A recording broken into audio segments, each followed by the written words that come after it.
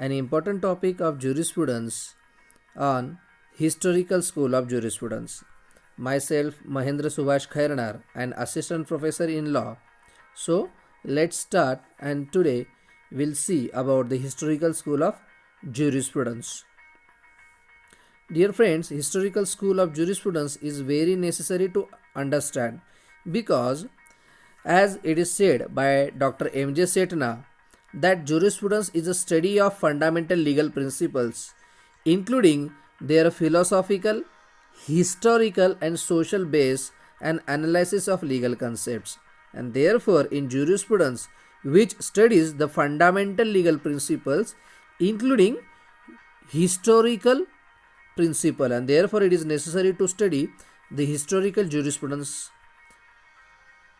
In this video, we are going to see relation between jurisprudence and history, meaning and concept of historical jurisprudence, about the historical jurisprudence, reasons for the origin and development of historical jurisprudence, various jurists who have contributed towards the historical school of jurisprudence. Among them are Montesquieu, Savigny, Sir Henry Maine, and Heering. Along with these jurists, there are many jurists who have contributed significantly towards the development of law in historical sense. So, let's understand for more better manner. Kindly visit my channel for more videos on natural law theories, positive law theory, and other aspects of jurisprudence. Dear friends, first we understand the relation between jurisprudence and history, which is also known as historical jurisprudence. Dear, we all know that history is the scientific narration of the past events, whereas jurisprudence is the science of law. But the law has developed through ages, means through history itself, and therefore history helps jurisprudence in digging out original and evolution of different legal rules in different local areas, in different customs and usages, which are part and parcel of personal laws. All these have developed in history, and therefore the historical jurisprudence has created a significant impact in a legal world. For example, in India, there are various personal laws of Hindu, Muslims, Christians, Parsis, and Jews. For example, Hindus, Hindu Marriage Act, and Muslims, Dissolution of Muslim Marriage Act, are derived from the history, and therefore these laws are the gift from the history. Along with this, the principle of liberty in our preamble, which encompasses liberty of belief, faith, and worship, along with Article 25, which provides for the right to religion, that is a profess, practice, and propagate religion. All these rights, all these legal provisions are based on the historical jurisprudence. So, let's understand the historical jurisprudence in a better manner to understand the development of law. First, we understand the meaning and concept of jurisprudence or historical jurisprudence. The basic source of historical school of jurisprudence is the habits and customs of people, and we know that the habits and customs of the people differs from place to place, from time to time.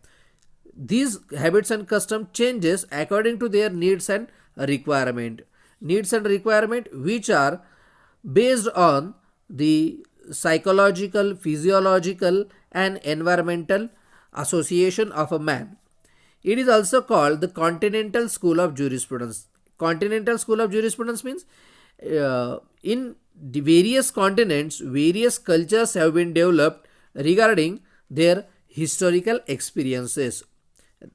This school, that is a historical school, rejects the idea of formation of law by judges and the origin from some divine relation. Means historical school of jurisprudence rejects the ideology of analytical jurisprudence as well as natural law jurisprudence. According to analytical jurisprudence, the law is developed by the parliament or by a political superior man, which is not accepted by the historical jurist, and as well as the natural law, which says the law is a divine revelation. This is also rejected by the historical jurist. Among them are Montesquieu, Savigny, Sir Henry Maine, and Heering are the eminent legal jurists.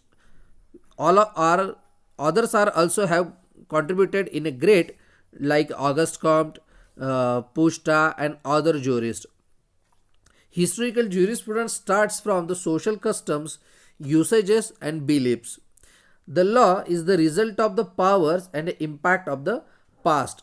The result of power means the power of dominating authority or a dominating person who has a authority in the society, and it is the impact of the past, and therefore this is known as historical jurisprudence. According to jurists of historical school, law is a result of long historical advancement of the general public. It is the historical advancement. The people have developed their own law, the people have developed their own usages and customs, and accordingly, the law has been developed. Historical jurists have rejected the moral thought of jurisprudence and also rejected the imaginative interest of judge. That we have seen in earlier video, in earlier slide, that the moral thought of from jurisprudence means the natural law theory has been outstayed or rejected, as well as imaginative interest of judges, which is analytical school. These two schools have been rejected by historical jurists. Then what are the merits? Why we should study the historical jurisprudence? Because the historical school believe that law is made from people according to their changing needs. The people's needs are changing day by day and according to the place and circumstances, and historical school is evident from such kind of customs and usages. Habits and customs are the main source of historical school of jurisprudence, and these habits and customs are more binding in nature than the enacted law of the parliament. Therefore, historical school is necessary to be studied. Then there are certain reasons why this historical school has been developed. Historical school is nothing but to look at the law from historical perspective. It came as a reaction to the natural school of law, because natural school of law believed that the law is derived from the divine revelation or from the God or from the nature. It also opposed the ideology of analytical school of jurisprudence, which says the law is derived from the political superior authority. Both these concepts have been rejected by the historical jurists. According to them, the law is the formation of law by people and not by some divine origin. People found their laws in the history. There are many jurists who have contributed significantly, though they may are German jurists, French jurists, or English jurists, who have contributed significantly in the development of historical school of jurisprudence. We are going to study the theories of this jurisprudence. First of them is a Montesquieu. Montesquieu is a French jurist. He is the first jurist who have adopted the historical method of jurisprudence to understand the development of legal institutions. According to Sir Henry Maine, who is also one of the important architect of the historical school, according to Sir Henry Maine, Montesquieu laid the foundation of the historical school in France. He is also branded as the first jurist who have adopted historical method of understanding the legal institutions like a parliament, judiciary, executive authority, how these have been established. These have been established because of their historical reasons. Like in India, the Parliament of India, the judiciary in India have been developed from the British period. Means we have to go into the history, we have to search into the historical events, and thereby we can understand our present system. Montesquieu in his theory has concluded that the law is a creation of the climate, local situation, accidents or imposture. Every event occurs in the society to correspond towards the local situation of the present locality, and therefore the law is nothing but the reaction of the people towards the local situations. Further, Montesquieu has said that in his book, that is the Spirit of Law, which is also source of the development of separation of power theory, which is the significant contribution of Montesquieu in the legal arena. In this book, he suggests that how the laws are required to modify according to the needs of the people and society. The law should mold itself as per the needs of the people and society. The law cannot be static, but it should be progressive one. He also suggested that the law should answer the needs of the place and should change according to time, place and needs of the people. Means he emphasized on the changing society of people. The another jurist who have contributed significantly is Savigny.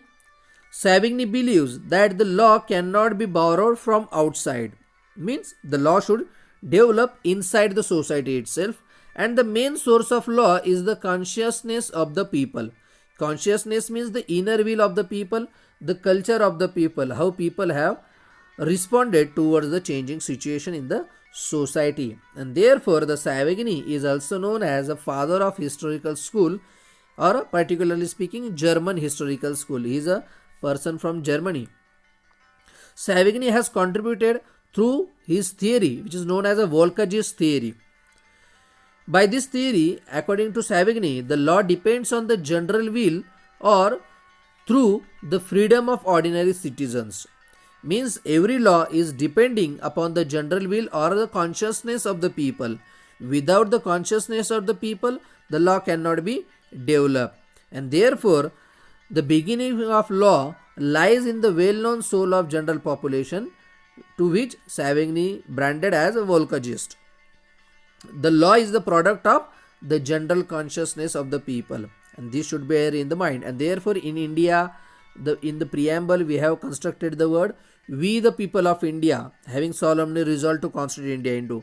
The same wording has been used in the preamble of United Nations Organization or the American Constitution, that this is the people's will, this is the people's consciousness to constitute a country.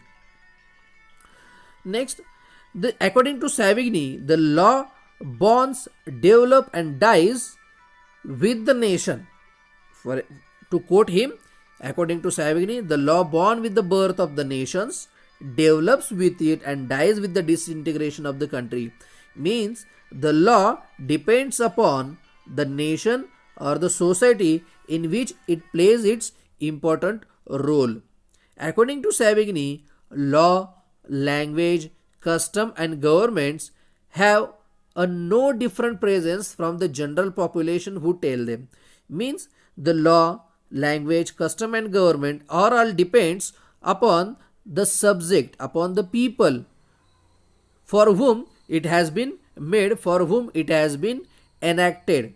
Unless and until people are there, this kind of social activities like law, language, custom and government are of no use, and therefore people should be given priority.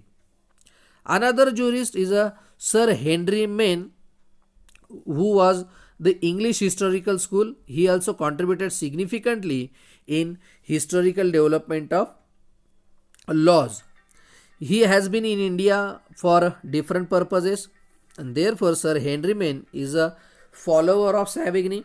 He is a British jurist, and he developed his theory to quote or to signify the relation between law and society. And in this theory, he has developed the concept from status to contract. We'll study that. What is it? The man has studied the English legal system in deeply because he was a member of law in the Council of Governor General of India during 1861 to 1869. Therefore, he is well versed with the situation of India. According to him, that is Sir Henry Maine, the law develops in 4 stages. In first stage, rulers are believed to be acting under divine inspiration. The laws are made on the commands of the rulers. Means the rulers get the inspiration from the divine authority, that is from the God. Then after that, in the second stage, that command received by the king is converted into customary law. The king creates the custom. Then in the third stage, that customs goes into the hands of the minority class or ordinary class of citizens or the people. And accordingly, in the fourth stage, such law which is in the form of custom gets codified or promulgated by the parliament or lawmaking authority. These are the four stages in which the law develops according to Sir Henry Maine. Further, he said that there are two kinds of society: static society and progressive society. Static society means, in earlier slide we have seen that the law develops in four stages. In the fourth stage, the law gets codified by the enacting authority or the lawmaking authority. But after the making of law by lawmaking authority, the static society does not take any effort to develop that law in future or in next stage, whereas a progressive society is a society who develops their laws which has been developed in a fourth stage with the help of following instruments. And therefore progressive society is very essential to develop the law. The progressive society develops the law through legal fiction, equity and legislation. Legal fiction means a fiction which changes the law which is developed by the king in the form of customs. That law gets changed by according to the needs of the society without making any change in the letters of the law. The because legal fiction means there is a change in the society and therefore it is necessary to change the law also. Then second is equity. Equity is a body of rules existing by the side of the original civil law. Original civil law means equity are the principles, are the doctrines, are the ethics or the etiquettes which give shape to the law. And legislation is the law making authority who operates, who makes the law effective officially. Therefore, the progressive society is necessary to mold the law according to changing situation. According to Sir Henry Maine, he is more logical and has accepted the concept of codification and legislation, and therefore he was of the opinion that the parliament should make the laws for the betterment, for the safety of the society or the political subjects. Earlier we have seen that in his theory he has developed the concept from status to contract. Now what it is? In his thesis, later on the thesis is converted into book named as Ancient Law, in which he has signified the relation between law and society. According to Sir Henry Maine, the relation between law and society developed from status to contract. Now what is the status? According to Sir Henry Maine, in the ancient world, individuals were tightly bound by status to traditional groups, and this is known as a status. For example, in India, or particularly speaking in Maharashtra, there are Bara Balutedari, means every person has his own traditional business, and therefore that business has given him the status in society, and therefore earlier society was bound by status. Later on, that status converted into contract.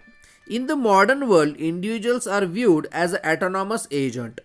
They are free to make contracts and form associations with whom they choose. It is known as a contract. Later on, with the development of the society, with the advancement of educational system, the people left their traditional business and started new business and started their own contracts with the new world or form new association, and this has given the contractual term. Contract means the person agrees to do something or remain from doing something. This is known as a contract, and therefore the relation between law and society developed from status to contract.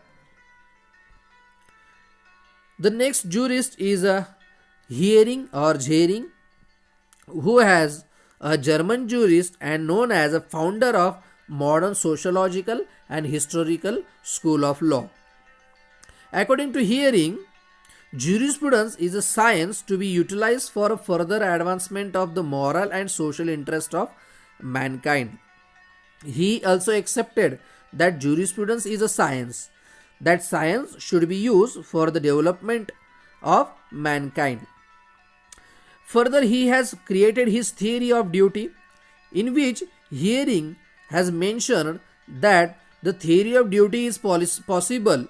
While living in society, every person is under obligation to respect the rights of another, and therefore he propounded a theory of duty, in which he said, on the first phase, there is a connection between rights and personality. Personality means every person has certain personality, and therefore there is a necessary connection between a right and personality. And on the second stage, there is a solidarity of law and rights, means the law and rights are interdependent with each other. The right should be get recognized by the legal system, by the law, and therefore there is a solidarity of law and rights of every person. To signify the relation of rights to personality, according to Hering, our rights involve a parcel of our social worth or our honor.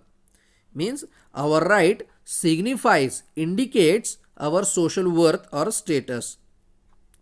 Whoever violates our right attacks our worth or honor. The person has a certain status in the society. If he gets infringed by any other person, it is considered as attack on his worth or the status. To summarize, in the words of Salmon, the historical jurisprudence is the general portion of the legal history. It deals with, in the first place, with the general principles governing the origin and development of law and with the influences that affect the law. Means, according to Salmon, the historical jurisprudence is very essential to understand the development of law and how the law has created influence on the other branches of law and society as such. And in the second place, with the origin and development of those legal conceptions and principles which are so essential in their nature as to deserve a place in philosophy of law. Means historical jurists have investigated into essential principles, into essential legal concepts, and on these essential principles, on these essential legal concepts, the philosophy of law is based, and therefore the historical jurisprudence is necessary. To conclude, we can say that historical jurisprudence is the history of first principles and conceptions of the legal system. According to Salmon, historical jurisprudence is the history of first principles. First principles means the principle of civil law, that is the relation between man and another man, and conceptions of the legal system, and thereby the legal system has been developed. The historical jurisprudence also helps to found or discovered and not made. According to historical jurisprudence or historical jurists, the law is found in the history and it is not discovered or created by man, and hence it can't be made artificially like the invention of an object. The law is always there in the history. We just have to found it or discover it. We need not to invent a new law. And another, law is found on the basis of consciousness, customs and beliefs of the people. We know that the law cannot be invented according to historical jurists, but it is found in the consciousness, customs and belief of the people, which changes according to society, according to the locality, according to the beliefs of the people. I hope you like the video. Please like, subscribe and share it, and watch more videos on my channel for the various concepts relating to the law, like interpretation of statute, jurisprudence, constitution, etc. Thank you very much.